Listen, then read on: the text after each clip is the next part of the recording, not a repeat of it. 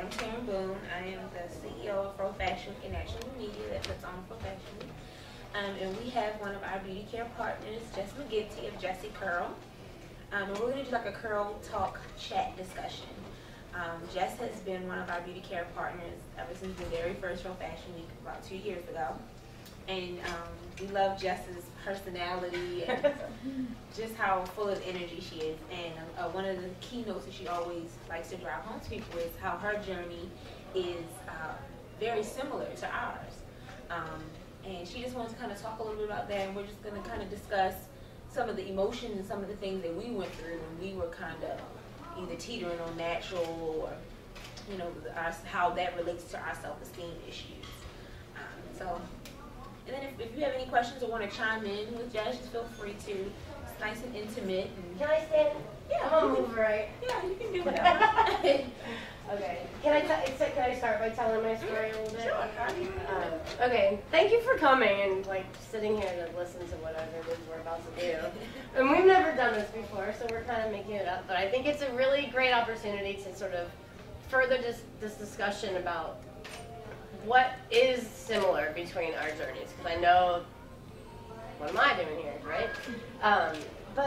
So I'll try to be succinct in my explanation of my story, but my hair was straight until I hit about 13. I looked like Goldilocks. I was blonde, it was straight, we got along, everything was right with the world, and then I hit 13, and it just went curly, and I got this haircut before my freshman year in high school, and it grew back out before it grew down. And so that is something that I was not anticipating. And I hated it. And there was this little boy, Ron Nichols. I'm not supposed to use his name anymore. I just said it. But there's this kid called Ron, and he sat behind me in Spanish class in high school. And I don't know what he learned that year, because he was analyzing the growth pattern of my hair because it was coming towards him. And he started calling me Egghead, because he said that my hair looked like an egg on its side coming towards him. And so because he started that up in Spanish class, he translated it, and for the rest of high school, they call me Cabeza de Huevos. Yeah, she knew what I was about to say.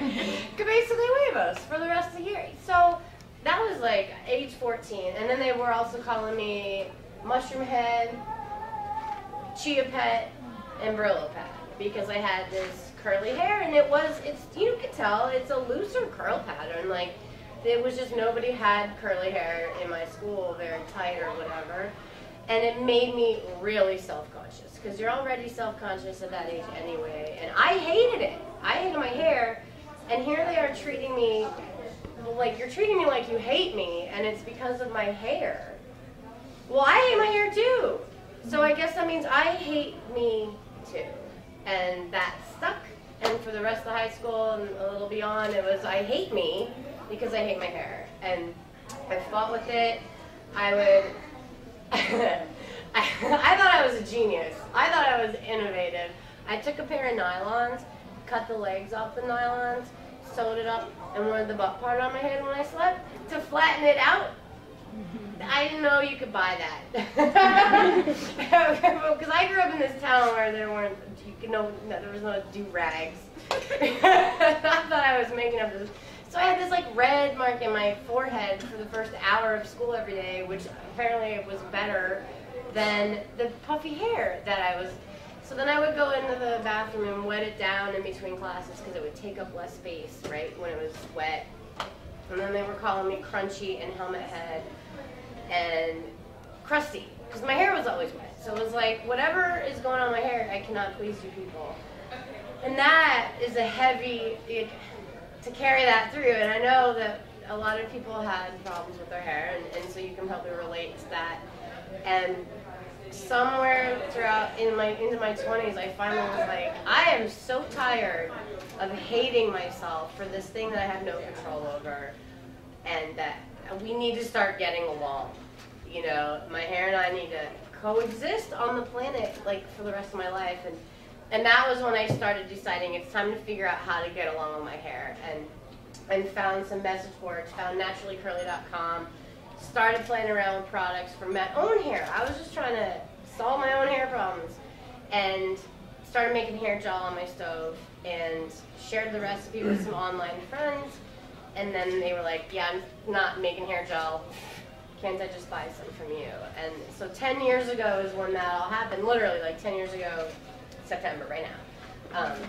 And that's how Jessicurl got started. And so that experience and that self-hatred into really loving my hair now and really being really passionate about wanting to be a participant, an active participant in other people loving their hair is why I am at Pro Fashion Week every time, and why I feel like I have a voice here, even though we are clearly very different in a lot of ways. And our hair is different, but our stories are very similar. And that's about as quick as I think I've ever told that story.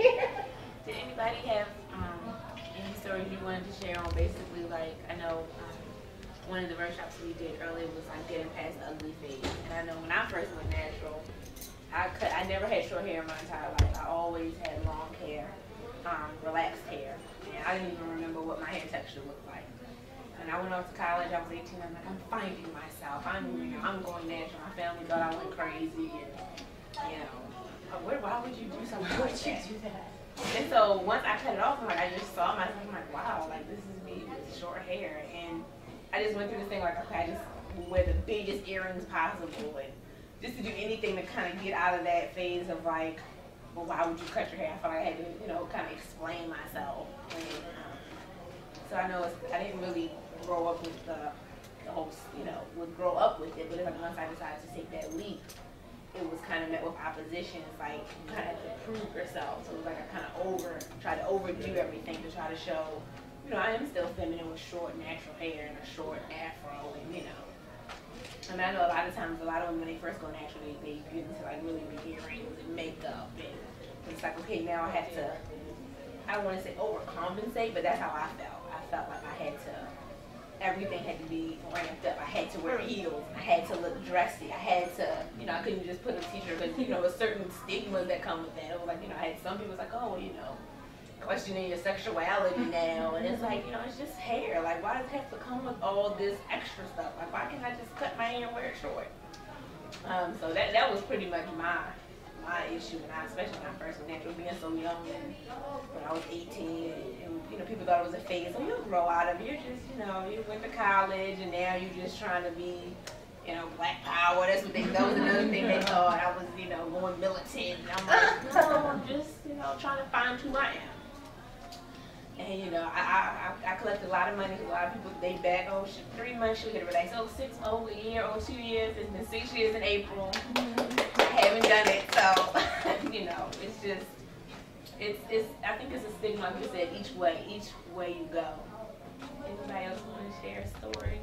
When you first went natural or cut your hair? I never went through any phases like that. I cut it all off and never looked back. Like, I had no negativity. That's good. I did wear a wig for 9 months after I cut it off. Now, why did you wear a wig for 9 months after you cut it? Were you not comfortable just yet, or? I knew nothing about natural hair. I just, one day I was like, I don't want this perm anymore. I cut it off because it matted in between growing it out. But even after I shaved it, if I could have, I would have just rocked it short, not even looked back. So I don't know about all those phases. Well, that's good. Yeah. When I first went natural, I don't know, it was my 12th grade year of high school. I don't know why I wanted to go natural. It must have been something I seen, but no one was natural. Now it's from a real small community, so no one was doing natural.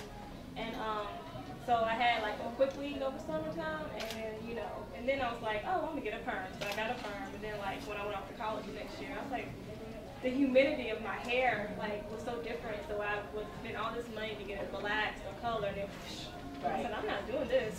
So like initially I was gonna braid my hair for 6 months, and I was like, after 3 months I said, just forget about it. So I just, you know, went natural then, and I got mostly positive feedback from peers. Family, not so much. Right. Yeah, you know, they were my friends. You know, they were like, "Oh, it's nice, whatever." And my mom was like, you know, which is kind of natural because you know, it's a lot to adjust from going to wearing a relaxer to your natural hair. And then but I love it. And then I cut my hair all off again. And like people told me, they were like, when I had cut off my hair, this guy was like, who was in a salon who did it, said, well, you know, if you wear makeup or if you wear big earrings, you know, you can pull it off. Yeah, and it's like, that's an insult. It's like, you know, it's not, don't try to cover it. It's like, but I loved it, you know, and that's it. I would never go back. Did anybody not big chop, or did you just like gradually grow it out, or? Yeah, me as well. Hello everyone. I transitioned for maybe a year and a half, and then I got into that frustration too where the textures were fighting one another. I was getting frustrated with running the comb through it, trying twist styles, but half of it would be cute and half of it would be limp, and it was just a frustrating deal there, so that's when I went and I cut it and saw about this much of my hair on the floor that was long and straight, and had to get used to about this much of a curl, which is longer than a lot of people start with, but still difficult coming from a similar story with long straight and why did you cut it and all of that. But it became pretty contagious around my social group, my age group. Loved it. I want to see how my hair curls, but my family as well. Still not quite. Mine is funny because now all the members of my family, they natural their own stuff now. So it's like, you know, That's awesome. Well, you've inspired that for right, them, it's like right? at first, you know, I was the wayward one. It's like, what is she doing? Now everybody else is like, okay, well, I'm gonna go now. I'll try the natural. Well, your mom, eh? She was. Yeah, she my just did it mom, last my year. sisters, yeah. My grandmother, she's even natural. She was the main one. She was like, what are you doing? Are you in the cold? I'm like, no. Yes. Yes. The cold of accepting yourself the way you were born. So why do you bring your hair like that? Like, well, it grows like this. What do you mean why I'm wearing it like that? But yeah. But with just like what she was saying about the negativity she received with her hair, like, what are some of y'all negatives? I know Monique said she never had to encounter that, but. In the airport, for example, just coming down, it's a different experience. If I have a straight leave-in, I pass right through the security checkpoints, but Do you get I got my randomly selected too? I do every that's me time all day. consistently. It's like, excuse me, can you come in this line? We're gonna I'm like, oh, I'm randomly selected, but you pulled me out of the line. Cause like, especially if it's early morning and like you have a head wrap like how she has on. Miss, can you come over here? We need to you know, I'm like, okay, really? I have to go in a special line for this? You can't hide stuff. Like I could hide something in my hair. Yeah, they'll wave the hide something wand. in my hair. It's just humiliating when they dig all into your afro. Oh, they touch you? Oh, they touched me yesterday, and I was flaming, but what can you do? I've had the wand waved over my head. I've never had it. It's like, okay, they try to do it real quick, but I'm like, okay. But yeah, I never had them dig actually. Yeah, that would be really Wow. Yeah. I think a lot of people, for me, being natural, they automatically have like some type of stereotype of you, like you're deep and Yes. I guess I have a bunch of incense in my house, like you know, I'm trying to find out my original DNA roots. Right. You know, it's like, you know, it's just. I think a lot of people make it more. Some people it is spiritual. For me, Right. I just got tired of paying for perms and Right. humidity. If my hair Right. was going to be an afro, I might as well have an afro for free. So, you know, and it was just like, I think that's the worst thing. People think, oh, you love poetry. I mean, I do love poetry, but you know, like, you're so deep, you're so connected with yourself, and it's just like, it's hair. But there's nothing wrong with that. Oh, no, it's nothing wrong with it. Oh, no, I'm not saying that, but I'm just saying for, It's not to put you in a box. to put you in a Right. box, like, you know, or like I have someone say to me one time, like, because I had dyed my hair, you're not natural, because, Right. or because I wear makeup or what, I can still be soulful with Right. eyeshadow, and you Right. know, and it's not, you know, that's the thing about it. They want to kind of categorize you as, well, you're this and this and this, and it's just like, you know, I love my hair, it's a part of me, but it's not everything of who I am. Right. You know, I appreciate it, but I don't want to be defined by it. Right.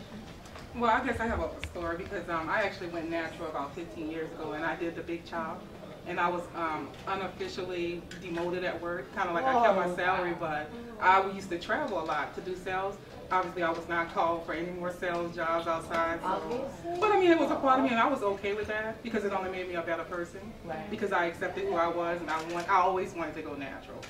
and eventually I just started my own business and worked for myself. So.